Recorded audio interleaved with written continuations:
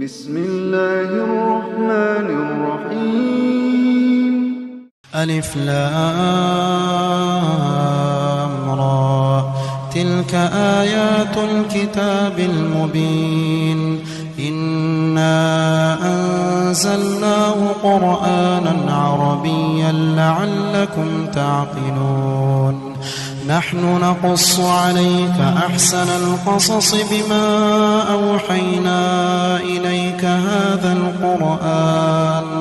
بما أوحينا إليك هذا القرآن وإن كنت من قبله لمن الغافلين إذ قال يوسف لأبيه يا أبت إني رأيت 11 كوكبا والشمس والقمر رأيتهم لي ساجدين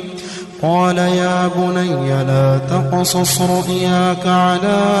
إخوتك فيكيدوا لك كيدا إن الشيطان للإنسان عدو مبين وكذلك يجتبيك ربك ويعلمك من تأويل الأحاديث ويتم نعمته عليك وعلى آل يعقوب كما أتمها على أبويك من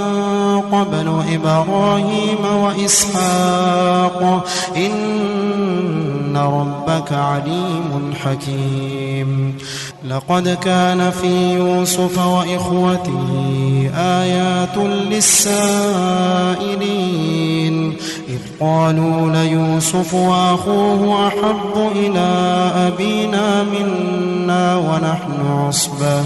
إن أبانا لفي ضلال مبين اقتلوا يوسف أو اطرحوه أرضا يخل لكم وجه أبيكم وتكونوا من بعده قوما صالحين قال قائل منهم لا تقتلوا يوسف وألقوه في غيابة الجب يلتقطوا بعض السيارة إن كنتم فاعلين قالوا يا أبانا ما لك لا تأمنا على يوسف وإنا له لناصحون أرسله معنا غدا يرتع ويلعب وإنا له لحافظون قال إني ليحزنني أن تذهبوا به وأخاف أن يأكله الذئب وأنتم عنه غافلون قالوا لئن أكله الذئب ونحن عصبة إنا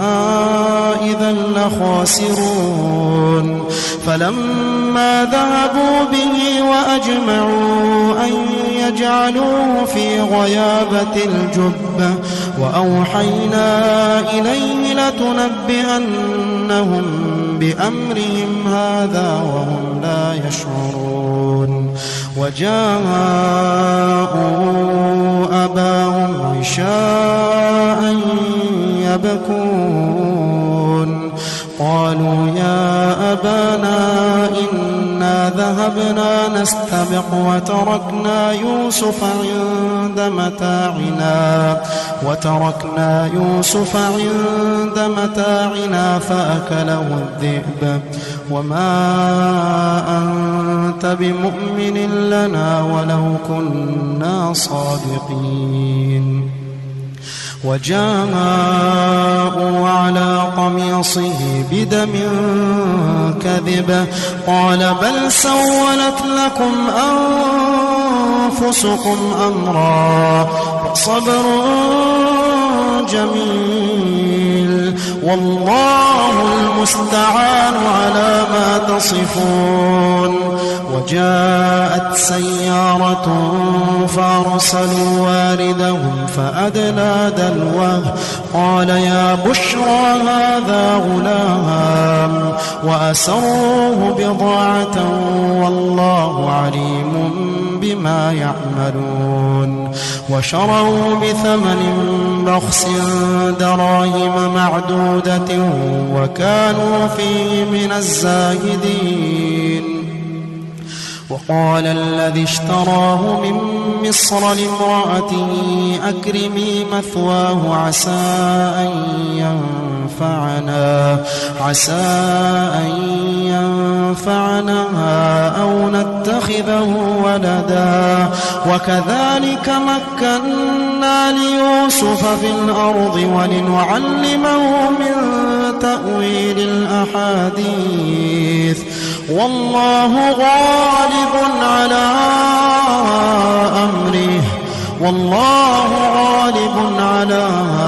أمره ولكن أكثر الناس لا يعلمون.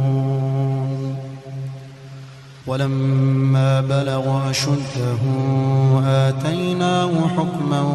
وعلما وكذلك نجزي المحسنين. وراودته التي هو في بيتها عن نفسه وغلقت الأبواب وقالت هيت لك قال معاذ الله إنه ربي أحسن مثواي إنه لا يفلح الظالمون. ولقد همت به وهم بها لولا أن رأى برهان ربه كذلك لنصرف عنه السوء والفحشاء إنه من عبادنا المخلصين. واستبق الباب وقدت قميصه من دبر وألف يا سيدها لدى الباب قالت ما جزاء من أراد بأهلك سوءا إلا أن يسجن أو عذاب أليم. قال هي راودتني عن نفسي وشهد شاهد من أهلها إن كان قميصه قد من قبل فصدقت وهو من الكاذبين وإن كان قميصه قد من دبر فكذبت وهو من الصادقين. فلما رأى قميصه قد من دبر قال إنه من كيدكن إن كيدكن عظيم. يوسف أعرض عن هذا واستغفري لذنبك إنك كنت من الخاطئين. وقال نسوة في المدينة امرأة العزيز تراود فتاها عن نفسه قد شغفها حبا إنا لنراها في ضلال مبين. فلما سمعت بمكرهن أرسلت إليهن وأعتدت لهن متكأ وآتت كل واحدة منهن سكينا وقالت اخرج عليهن. فلما رأينه أكبرنه وقطعن أيديهن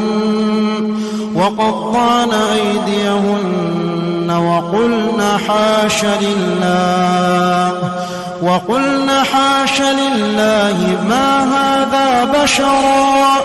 إن هذا إلا ملك كريم. قالت فذلكن الذي لمتنني فيه ولقد راودته عن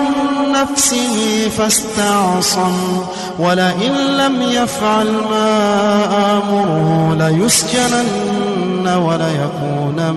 من الصاغرين قال رب السجن أحب إلي مما يدعونني إليه وإلا تصرف عني كيدهن أصب إليهن وأكن من الجاهلين فاستجاب له ربه فصرف عنه كيدهن إنه هو السميع العليم ثم بدا لهم من بعد ما رأوا الآيات ليسجننه حتى حين ودخل معه السجن فتيان قال أحدهما إني أراني أعصر خمرا وقال الآخر إني أراني أحمل فوق رأسي خبزا تأكل الطير منه نبئنا بتأويله إنا نراك من المحسنين قال لا يأتيكما طعام ترزقانه إلا نبأتكما بتأويله قبل أن يأتيكما ذلكما مما علمني ربي إني تركت ملة قوم لا يؤمنون بالله وهم بالآخرة هم كافرون واتبعت ملة آبائي إبراهيم وإسحاق ويعقوب ما كان لنا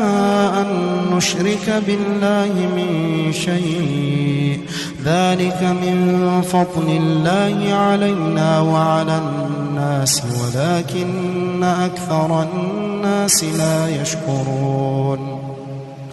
يا صاحبي السجن أأرباب متفرقون خير أم الله الواحد القهار ما تعبدون من دونه إلا أسماء سميتموها أنتم وآباؤكم ما أنزل الله بها من سلطان إن الحكم إلا لله أمر ألا تعبدوا إلا إياه ذلك الدين القيم ولكن أكثر الناس لا يعلمون يا صاحبي السجن أما أحدكما فيسقي ربه خمرا وأما الآخر فيصلب فتأكل الطير من رأسه قضي الأمر الذي فيه تستفتيان وقال للذي ظن أنه ناج منهما اذكرني عند ربك فأنساه الشيطان ذكر ربه فلبث في السجن 9 سنين وقال الملك إني أرى 7 بقرات سمان يأكلهن 7 عجاف و7 سنبلات خضر وأخر يابسات يا أيها الملأ أفتوني في رؤياي إن كنتم للرؤيا تعبرون قالوا أضغاث أحلام وما نحن بتأويل الأحلام بعالمين وقال الذي نجا منهما وادكر بعد أمة أنا أنبئكم بتأويله فأرسلون يوسف أيها الصديق أفتنا في 7 بقرات سمان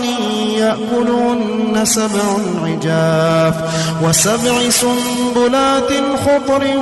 وأخر يابسات لعلي أرجع إلى الناس لعلهم يعلمون قال تزرعون 7 سنين دأبا فما حصدتم فذروه في سنبله إلا قليلا مما تأكلون ثم يأتي من بعد ذلك 7 شداد يأكلن ما قدمتم لهن إلا قليلا مما تحصنون ثم يأتي من بعد ذلك عام فيه يغاث الناس وفيه يعصرون وقال الملك ائتوني به فلما جاءه الرسول قال ارجع إلى ربك فاسأله ما بال النسوة اللاتي قطعن أيديهن إن ربي بكيدهن عليم قال ما خطبكن إذ راوتن يوسف عن نفسه قلنا حاش لله ما علمنا عليه من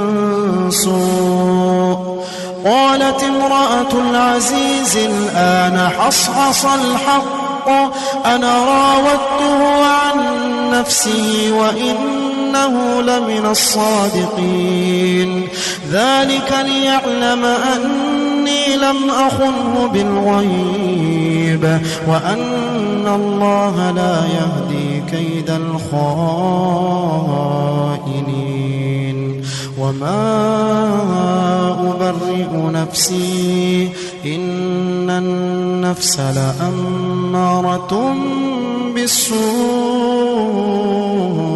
إلا ما رحم ربي إن ربي غفور رحيم وقال الملك ائتوني به أستخلصه لنفسي فلما كلمه قال إنك اليوم لدينا مكين أمين قال اجعلني على خزائن الأرض إني حفيظ عليم وكذلك مكنا ليوسف في الأرض يتبوأ منها حيث يشاء نصيب برحمتنا من نشاء ولا نضيع أجر المحسنين ولأجر الآخرة خير للذين آمنوا وكانوا يتقون وجاء إخوة يوسف فدخلوا عليه فعرفهم وهم له منكرون ولما جهزهم بجهازهم قال ائتوني بأخ لكم من أبيكم ألا ترون أني أوفي الكيل وأنا خير المنزلين فإن لم تأتوني به فلا كيل لكم عندي ولا تقربون قالوا سنراود عنه أباه وإنا لفاعلون وقال لفتيانه جعلوا بضاعتهم في رحالهم لعلهم يعرفونها إذا انقلبوا إلى أهلهم لعلهم يرجعون فلما رجعوا إلى أبيهم قالوا يا أبانا منع منا الكيل فأرسل معنا أخانا نكتل وإنا له لحافظون قال هل آمنكم عليه إلا كما أمنتكم على أخيه من قبل فالله خير حافظا وهو أرحم الراحمين ولما فتحوا متاعهم وجدوا بضاعتهم ردت إليهم قالوا يا أبانا ما نبغي هذه بضاعتنا ردت إلينا ونمير أهلنا ونحفظ أخانا ونزداد كيل بعير ذلك كيل يسير قال لن أرسله معكم حتى تؤتون موثقا من الله لتأتونني به إلا أن يحاط بكم فلما آتوا موثقهم قال الله على ما نقول وكيل وقال يا بني لا تدخلوا من باب واحد وادخلوا من أبواب متفرقة وما أغني عنكم من الله من شيء إن الحكم إلا لله عليه توكلت وعليه فليتوكل المتوكلون ولما دخلوا من حيث أمرهم أبوهم ما كان يغني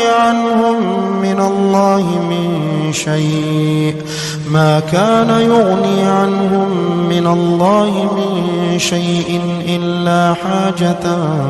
في نفس يعقوب قضاها وإنه لذو علم لما علمناه ولكن أكثر الناس لا يعلمون ولما دخلوا على يوسف آوى إليه أخاه قال إني أنا أخوك فلا تبتئس بما كانوا يعملون فلما جهزهم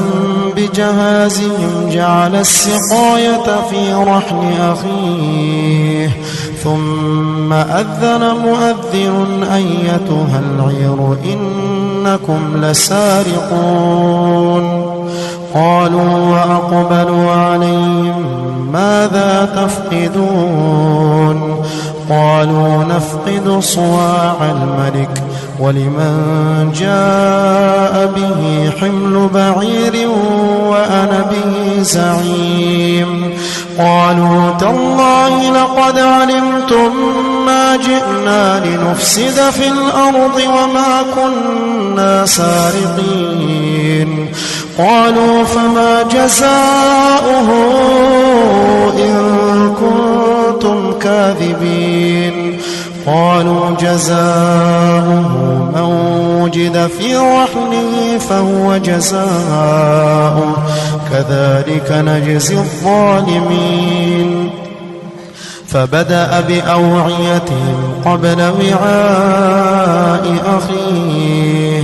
ثم استخرجها من وعاء أخيه كذلك كدنا ليوسف ما كان ليأخذ أخاه في دين الملك إلا أن يشاء الله نرفع درجات من نشاء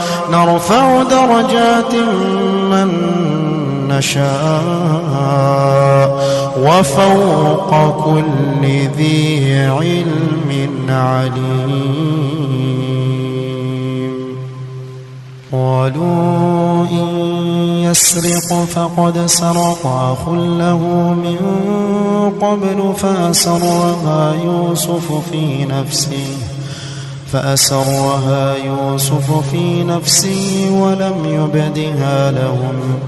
قال أنتم شر مكانا والله أعلم بما تصفون قالوا يا أيها العزيز إن له أبا شيخا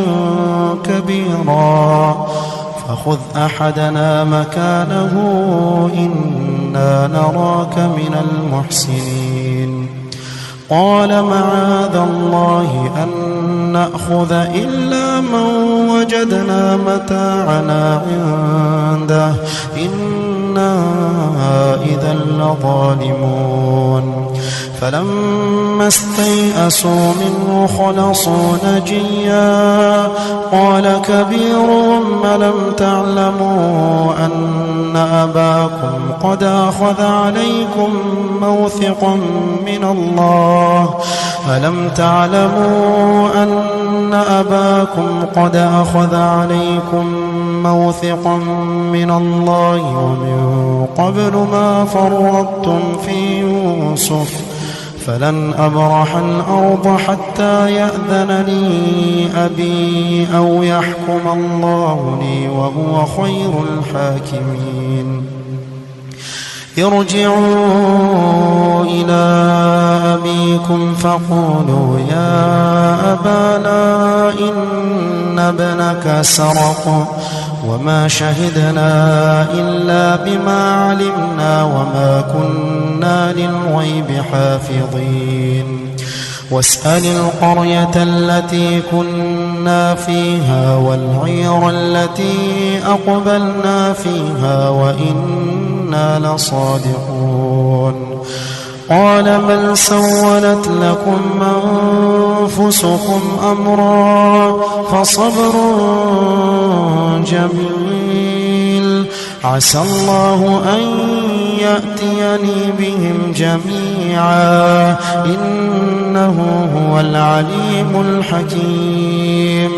وتولى عنهم وقال يا أسفا على يوسف وتولى عنهم وقال يا أسفا على يوسف وابيضت عيناه من الحزن فهو كظيم قالوا تالله تفتأ تذكر يوسف حتى تكون حرضا أو تكون من الهالكين قال إنما أشكو بثي وحزني إلى الله قال إنما أشكو بثي وحزني إلى الله وأعلم من الله ما لا تعلمون يا بني اذهبوا فتحسسوا من يوسف وأخيه ولا تيأسوا من روح الله إنه لا ييأس من روح الله إلا القوم الكافرون فلما دخلوا عليه قالوا يا أيها العزيز مسنا وأهلنا الضر وجئنا ببضاعة مزجاة فأوف لنا الكيل وتصدق علينا إن الله يجزي المتصدقين قال هل علمتم ما فعلتم بيوسف وأخيه إذ أنتم جاهلون قالوا أئنك لأنت يوسف قال أنا يوسف وهذا أخي قد من الله علينا إنه من يتق ويصبر فإن الله لا يضيع أجر المحسنين قالوا تالله لقد آثرك الله علينا وإن كنا لخاطئين قال لا تثريب عليكم اليوم يغفر الله لكم وهو أرحم الراحمين اذهبوا بقميصي هذا فألقوه على وجه أبي يأت بصيرا وأتوني بأهلكم أجمعين ولما فصلت العير قال أبوهم إني لأجد ريح يوسف لولا أن تفندون قالوا تالله إنك لفي ضلالك القديم فلما أن جاء البشير ألقاه على وجهه فارتد بصيرا قال ألم أقل لكم إني أعلم من الله ما لا تعلمون قالوا يا أبانا استغفر لنا ذنوبنا إنا كنا خاطئين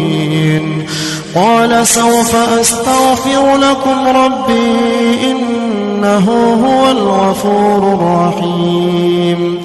فلما دخلوا على يوسف آوى إليه أبويه وقال ادخلوا مصر إن شاء الله آمنين ورفع أبويه على العرش وخروا له سجدا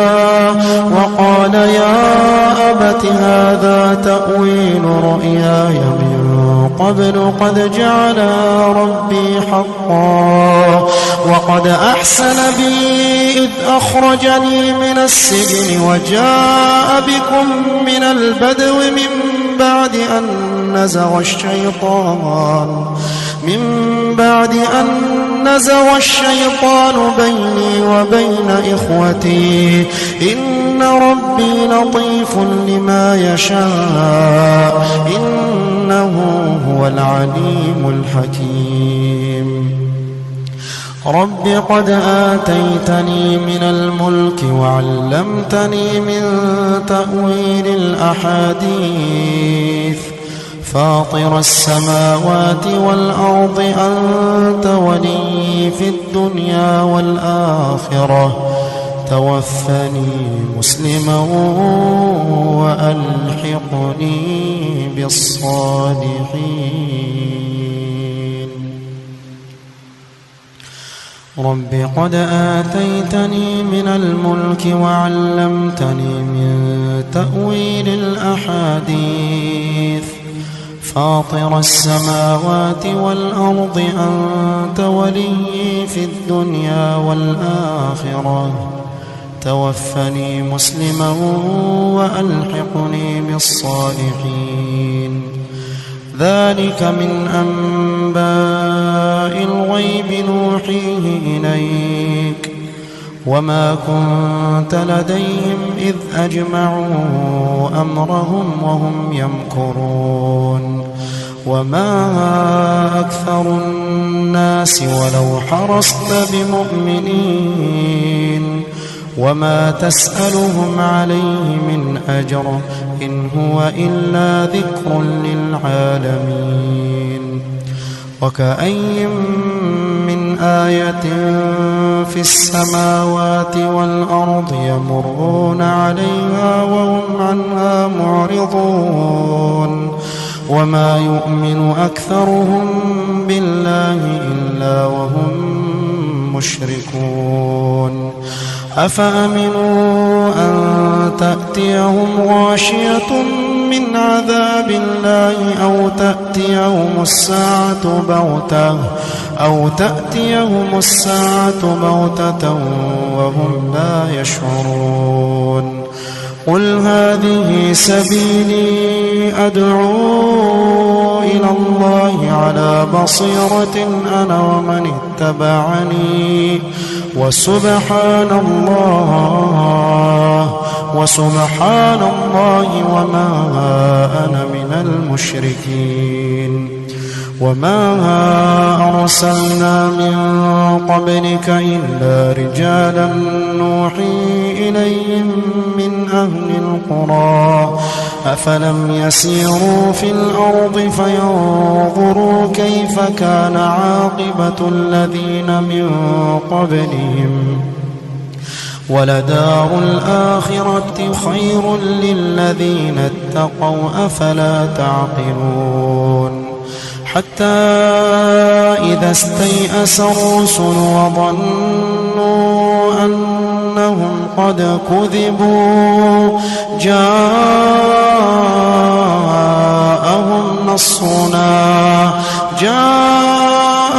نصرنا فنجي من نشاء ولا يرد بأسنا عن القوم المجرمين. لقد كان في قصصهم عبرة لأولي الألباب ما كان حديثا يفترى ولكن تصديق الذي بين يديه وتفصيل كل شيء وهدى ورحمة لقوم يؤمنون.